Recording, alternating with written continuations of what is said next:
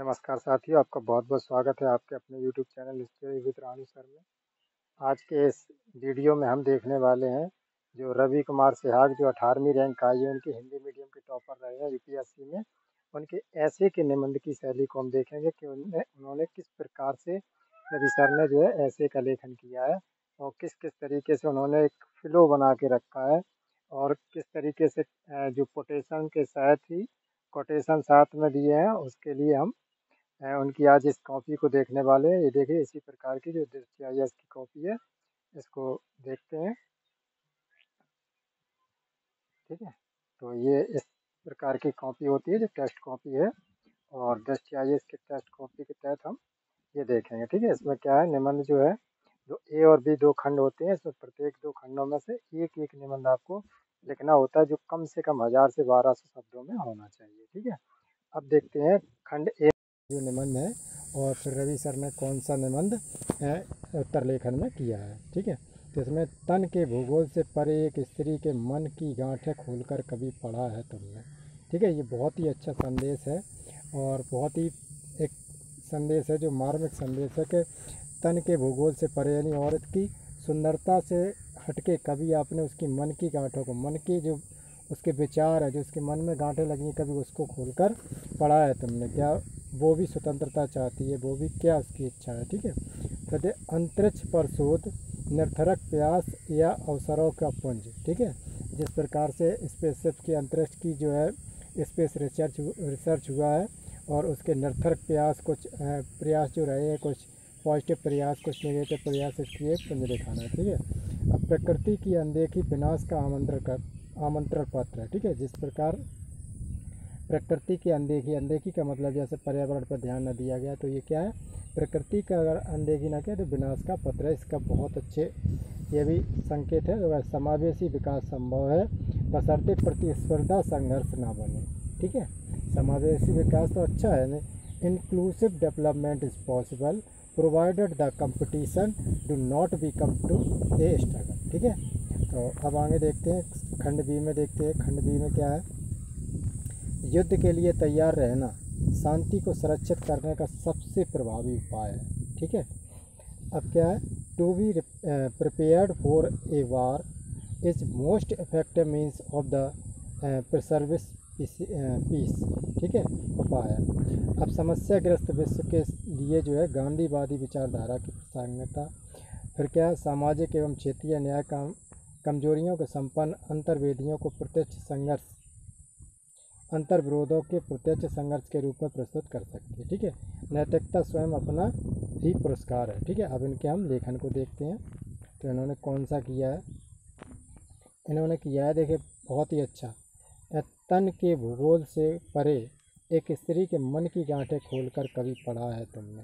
ठीक है, तो पहले देखिए इन्होंने कितना बढ़िया एक कोटेशन दिया है, जो कोटेशन के साथ ही जब कभी भी आप यूपीएससी की मेंस कॉपी लिखें तो उसमें क्या है, कोटेशन के साथ ही अपने निबंध को शुरुआत करें। तो इससे क्या होता है, एक बहुत उसी के फ्लो में आप उसको बताते जाइए। तन के भूगोल से परे मन की गांठें खोलकर कभी पढ़ा है तुमने, उसके भीतर का खेलता इतिहास कभी पढ़ा है तुमने, उसकी चुप्पी की दहलीज पर बैठे शब्दों की प्रतीक्षा में उसके चेहरे को अगर नहीं तो क्या जानते हो तुम रसोई और बिस्तर के गावित से परे, यानी रसोई और बिस्तर के अलावा क्या जानते हो। तो ये पंक्तियाँ हैं। तो इसमें देखते हैं, एक स्त्री के बारे में जो है निर्मला पुत्तल ने कहा, क्या है, कोई भी विचार निर्वात में पैदा नहीं होता, उसके जन्म के पीछे, उस विचार के पीछे का इतिहास, उस समय के समाज, भूगोल, संस्कृति आदि में कुछ ऐसी परिस्थितियां होती हैं जिनके घात प्रतिघात से विचार का बीजारोपण होता है। ऐसा ही एक विचार है कि नारी के मन में क्या है। ठीक है, नारी क्या चाहती है, क्यों समाज में नारी के मन की संबंधित मुहावरों और लोकोक्तियों का प्रचलन है, जैसे नारी रहस्य का सिंधु है। ठीक है, विधु ना कुछ कहू नारी गति जानी। ठीक है, विधु न कछु नारी गति जानी। तो ये तुलसीदास ने पंक्ति लिखी है, आदि क्यों नारी के मन की परतों की समस्या बहुत मुश्किल है, क्यों आज का पुरुष इस आधुनिक समाज में नारी को अपने समक्ष खड़ा नहीं कर पा रहा है, यदि इस प्रश्नात्मक विचारों का मनन मंथन और चिंतन किया जाए तो न केवल आधुनिक समाज के अन्य अर्थों के साथ लैंगिक रूप के संपन्न मानने में जो है हिचकिचाहट महसूस होगी, बल्कि आगामी समय में हम एक सुंदर समतापूर्वक समाज हेतु नई योजनाएं बनाने में सफल हो जाएंगे। ठीक है, तो इन्होंने कितना अच्छा फ्लो रखा है। तो इससे आपको क्या होगा, आपको आगे लिखने के लिए भी जो आगे आप जब आंसर राइटिंग करेंगे तो यही आप एक बार यहाँ से सुन लीजिए, हमारे वीडियो से आप सुन लीजिए, हमारे मुँह से आप सुन लीजिए, उसके बाद आप बड़े ध्यान से सुनिए उसको और फिर अंत में आप उसको अपने हाथों से अलग हटके लिखना प्रारंभ कीजिए। ठीक है, ऐसा नहीं है कि जो यूपीएससी प्री की तो बात है उसमें क्वेश्चन रिपीट नहीं होते, लेकिन फैक्ट रिपीट होते हैं, कुछ बदल के रिपीट होते हैं। लेकिन अगर बात की जाए यूपीएससी मेंस की तो इसमें लगातार कई बार क्वेश्चन रिपीट होते हैं जब तक कि उसका एकदम परफेक्ट उस पर विचार ना किया जाए। ठीक है, तो ये बहुत इम्पोर्टेंट होने वाला है। तो उपयुक्त प्रस्तावना की पंक्तियों के द्वारा हम सबसे पहले हम यह समझने का प्रयास करेंगे कि क्यों नारी का स्त्री शब्द को उच्चारित करते हुए हमें एक मनुष्य का नहीं बल्कि शारीरिक रूप से निम्न मूर्त एहसास होता है। ठीक है, दरअसल समाजशास्त्र में प्रयुक्त दो शब्दों जैसे जेंडर और सेक्स के अर्थ में इसे देखा जा सकता है। जहाँ सेक्स एक जैविक अवधारणा है, वहीं जेंडर एक समाजशास्त्रीय धारणा है। जब एक भिन्न शारीरकृति होने के आधार पर अमुक वर्ग के लिए भिन्न मानक निर्धारित करते हैं तो इसे लैंगिक पूर्वाग्रह कहा जाता है। उदाहरण के लिए नारी का कार्य घर की प्रतिष्ठा बढ़ाना, बच्चों का लालन पालन करना, अपने पति की सेवा करना। आगे चलकर इन्हीं पूर्वाग्रहों को प्रतिसत्तात्मकता या प्रतिस्थानिकता या पितृवंशीयता जैसी अवधारणाएं विकसित हुई जो आज भी नारी समस्या का मूल जड़ है। जबकि परंपरागत जो चली आ रही है, जो परंपरागत होता है, जो प्रतिसत्तात्मक यानी जो प्रक्रिया थी प्रतिसत्तात्मक या पितृस्थानिक, माता के बाद पिता के बाद पुत्र को ज़मीन मिलती है उसको मतलब पितृसत्तात्मक बोलते हैं।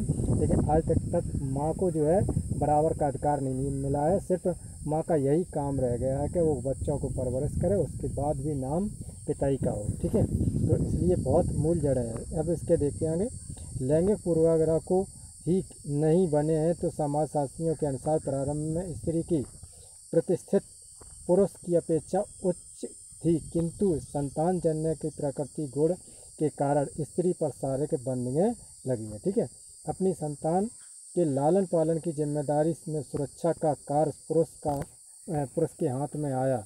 इसी कार्य ने पुरुष सत्ता को जन्म देकर उसकी प्रतिस्थिति को उच्च बनाया। प्राचीन सभ्य समाजों में जहाँ यूनान में सेफो जैसी महिला चिंतक मौजूद थी तो वहीं भारतीय वैश्विक समाज में गार्गी, मैत्रेयी और लोपामुद्रा जैसी स्त्रियां पुरुषों के कंधे से कंधा मिलाकर चलती थी, जो प्राचीन काल में है। ठीक है, किंतु समय के साथ पुरुष की बढ़ती सत्ता ने जहां भारत में जाति व्यवस्था जैसी प्रभाव को जन्म दिया तो वहीं पश्चिमी समाजों में भी नारी के पुरुषों की जो छाया तले खड़ा कर दिया। ठीक है, पुरुषों की छाया तले खड़ा कर दिया। अरस्तु जैसे महान चिंतकों ने भी नारी की स्थिति को दोयम दर्जे का मानकर उसमें विवेक जैसे गुणों का अभाव की बात की है। उपयुक्त विवाद चर्चा में हमें आज के समाज में यह स्थापित करने में मदद मिलेगी कि नारी की स्थिति कार्य स्वभाव वैसा नहीं है जैसा कि आम पुरुष द्वारा उसके समझा जाता है, जैसे कि सुमित्रानंदन पंत ने कहा है। ठीक है, तो इसमें क्या है, इनकी जो राइटिंग है इतनी स्वच्छ और साफ़ है, जो लेखन है उसका साफ़ है, जिससे एक फ्लो लगातार बढ़ता जा रहा है। ऐसा नहीं है कहीं की बात कहीं और कहीं की बात कहीं मिलाकर रखा गया है, बल्कि एक बहुत ही अच्छा फ्लो मिल रहा है। तो एक तरीके से एक दूसरे से बातें लिंक होती चली जा रही हैं। ठीक है, तो यही लेखन होता है। और लेखन का कारण है कि जैसे ऐसी राइटिंग नहीं होनी चाहिए, ऐसा लेख नहीं होना चाहिए कि खुद पढ़े कि खुदा पढ़े, यानी कोई भी पढ़े वो बिल्कुल स्वच्छ और साफ तरीके से अक्षर को आपके समझ ले, भले ही थोड़ा बहुत वो। ठीक है, यौनी नहीं, तो ये सुमित्रानंदन पंत ने क्या कहा, यौनी नहीं है ना, ये योनि नहीं है रे नारी, वह भी मानवी प्रतिष्ठित, उसे तुम स्वतंत्र करो, वह रह ना नर पर अश्वेत। मतलब नारी कोई अकेली योनि के वो नहीं है, ठीक है। तो चर्चा का दूसरा पक्ष यह है कि किन किन स्तरों पर नारी को एक शरीर मात्र समझा जाता है, ठीक है। एक सिर्फ शरीर मात्र से ही उसे नारी समझा जाता है। सर्वप्रथम परिवार के स्तर पर एक लड़की का लालन पालन केवल गृह कार्यों को करने वाले जीव के तौर पर किया जाता है। समाजीकरण की प्रक्रिया में उसे जो है एहसास कराया जाता है कि वह केवल पुरुष के अधीन है। वस्तुतः विवाह प्रथा में जो प्रतिस्थानात्मकता का तत्व है, वह भी स्त्री को पुरुष का जो पिछलग्गू साबित करता है, ठीक है। यहाँ तक कि अपने ससुराल में भी उसे सबकी इच्छाओं के अनुरूप स्वयं को ढालना पड़ता है। तुलसीदास ने भी रामचरितमानस में सीता को आदर्श पत्नी दिखाया है, क्योंकि वह अपनी सास की देखभाल जो है समुचित रूप में करती थी, ठीक है, करती हैं। अब देखो यहाँ पर फिर उन्होंने जो कोटेशन दिया है, जो तुलसीदास की लाइन दी है, कौशल्याधि सासू घर माही मोही, सेवही सभनी याद मन माही, ठीक है। इतनी सेवा और इतनी सेवा व पतिव्रता धर्म निभाने के उपरांत भी रावण से छुड़ाए जाने पर सीता को अग्नि परीक्षा से गुजरकर अपने चरित्र की परीक्षा देनी पड़ती है। इसी प्रकार समाज के स्तर पर जो है जाति व्यवस्था में विद्यमान शुद्धता एवं प्रदूषण की संकल्पना घर ही बेटियों बंधुओं और को घर ही चौखट तक सीमित करती हैं, ठीक है। उनका घर से बाहर निकलना, स्वतंत्र घूमना, प्रेम करना जाति बिरादरी में अपमान समझना, ठीक है, समझा जाता है। आधुनिक समय में ऑनर किलिंग की समस्या इसी व्यवस्था पर प्रतिफल प्रतीन होती है। इतनी बेटियों के बाद यदि कोई स्त्री कार्य करने पहुंच भी जाती है तो इतनी बंदिशों के बाद, सॉरी गलत हो गया थोड़ा, इतनी बंदिशों के बाद यदि कोई स्त्री कार्य करने पहुंच भी जाती है तो बाहर के लोग कार्यस्थल के सहकर्मी उसे ललचाई नज़रों से देखते हैं, क्योंकि उनकी नज़रों में वह एक कर्मी नहीं बल्कि सेक्स की पूर्ति का साधन मात्र है। एक शायर ने भी कहा है कि औरतें काम पर निकली बदन घर पर रख कर के जिस्म जो खाली मिला तो मर्द आ बैठे, ठीक है।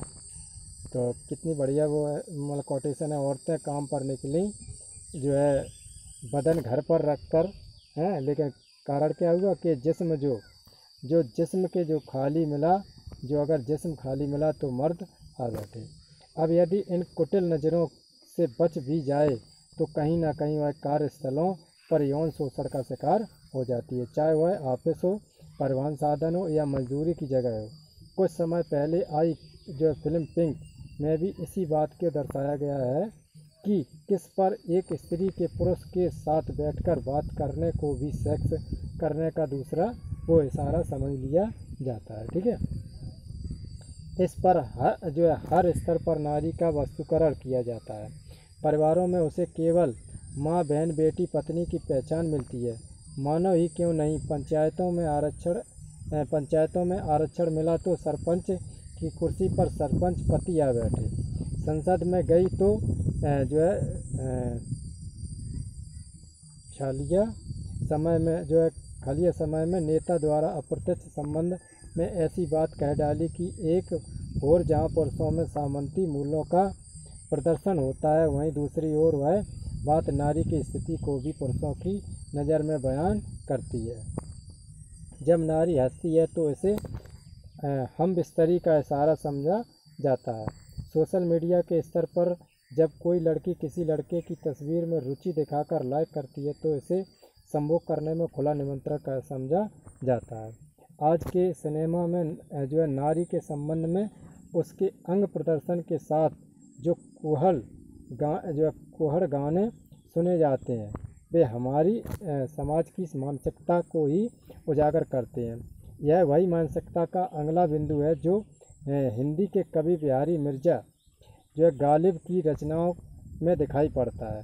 आज इंटरनेट पर जो विज्ञापन आते हैं इसमें महिला का अंग प्रदर्शन मूलतः कॉस्मेटिक परफ्यूम दिखाया जाता है ताकि लोग ज़्यादा आकर्षित हों। ऐसा इसलिए कि विज्ञापनकर्ता भी समाज के लोगों के मन को बखूबी समझते हैं। फिल्मों में शीला की जवानी मुन्नी बदनाम हुई जैसे गाने आने ही उनका हिट होना संभव हो जाता है। इतने सारे उदाहरण यह साबित करते हैं कि आज के जो है सभ्य समाज की सच्चाई क्या है। इसमें स्वतंत्रता आंदोलन में नारियों के पक्ष में अनेक कार्य किए, योजनाएं लाई, नीतियां बनाई, कार्यक्रम चलाए, पर क्या शक्तिकरण लाना चाह रहे थे जो सिर्फ महिला को जो सशक्त करता है, पुरुष मानसिकता को नहीं। क्या कोई पुरुष समझेगा कि महिलाएं क्या चाहती हैं तो उसके चेहरे पर बनी, फिर कोटेशन है, उसके चेहरे में बसी है एक पीड़ा, जब वह हंसती है तो वह और उभर आती है।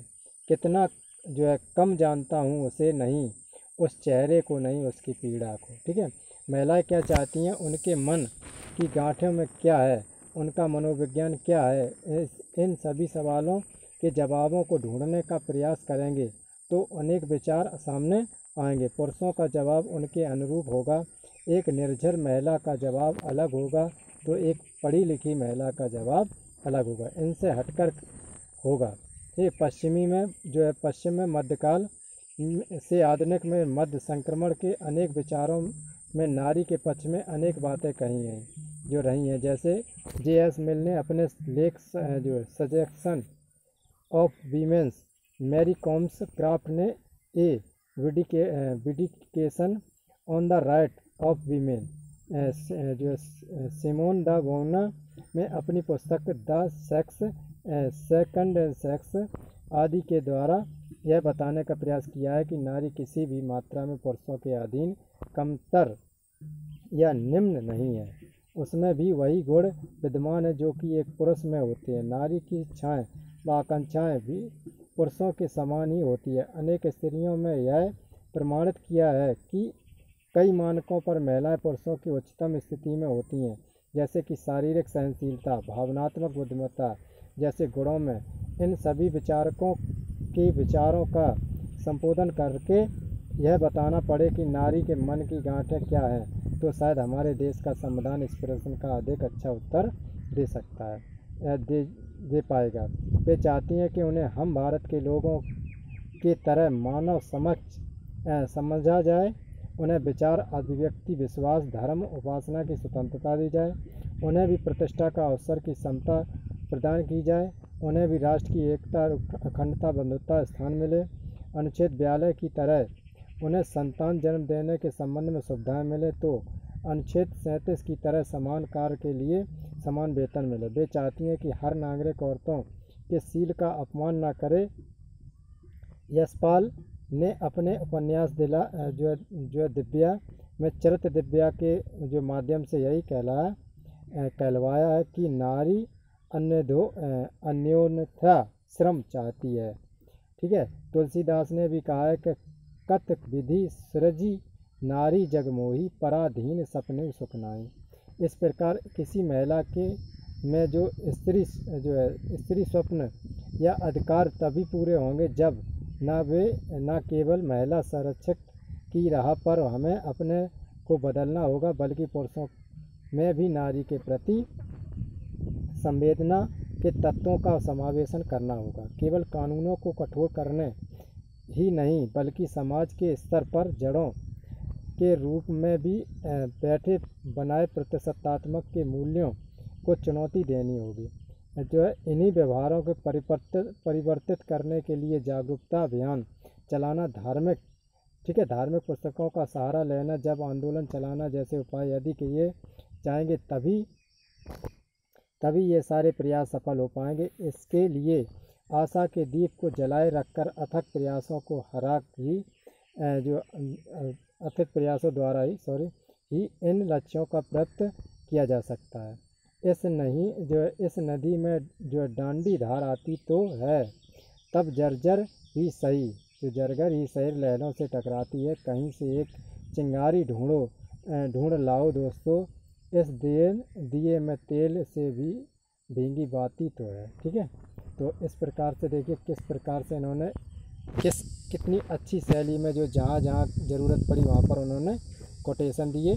तो इन कोटेशन को ऐसे ही कोटेशन आपको दे करके आपको बहुत अच्छे फ्लो में लिखना है। ठीक है, जैसे ये कोटेशन है, इसके बाद और भी दिया है, तो ये आपने एक बार बहुत अच्छी तरीके से सुन भी लिया है और समझ भी लिया है। ठीक है, अब आप क्या करेंगे, अब आप इसको ही सुनने के बाद में, ठीक है, सुनने के बाद में भी आप इसका लिखने का प्रयास करेंगे, इसको अपने कागज़ पर लिखने का प्रयास करेंगे, जिससे आप उन शब्दों को ढूंढ सकें, उन शब्दों को पा सकें जिनकी ज़रूरत है। ठीक है, तो इसमें कोटेशन इसमें यही सिर्फ नहीं है जो ऐतिहासिक बातें और उन्हीं को दिया गया, जहाँ तक आधुनिक बात है, जैसे पिंक फिल्म का वर्णन किया गया, शायर की कोई शायरी कही गई, तो आपको और कोई कठिन कोई तनाव नहीं लेना है आपको, क्योंकि मैं भी एक बार इस बार भी हमको मेंस की परीक्षा देना है और आगे एक बार दे चुका हूँ। ठीक है, तो जो है आगे देखिए, तो इसमें क्या है कि हम थोड़े फिजिकल वैसे हैं, तो इसकी वजह से इंटरव्यू में हमें ना लिया, टेम्परेरी हमको अनफिट घोषित कर दिया गया था। ठीक है, और पैर की वजह से, तो हाथ पैरों की वजह से, तो आप लोग इस तरीके से अपने शरीर पर भी ध्यान दीजिए और इस पर भी ध्यान। हालांकि हमें 6 महीने का मौका मिला है, इसमें अगर हम ठीक कर लेते हैं, अपने आप को सही कर लेते हैं, तो हालांकि किसी के साथ विवाह नहीं होता यूपीएससी में। तो जिस प्रकार से ये कोटेशन दिए गए हैं वो तो खैर अपनी बात है। अब आप लोगों के लिए यही है कि आप लोग इसमें बहुत अच्छी तैयारी करें, और इसी के साथ ये वीडियो समाप्त हुआ। धन्यवाद।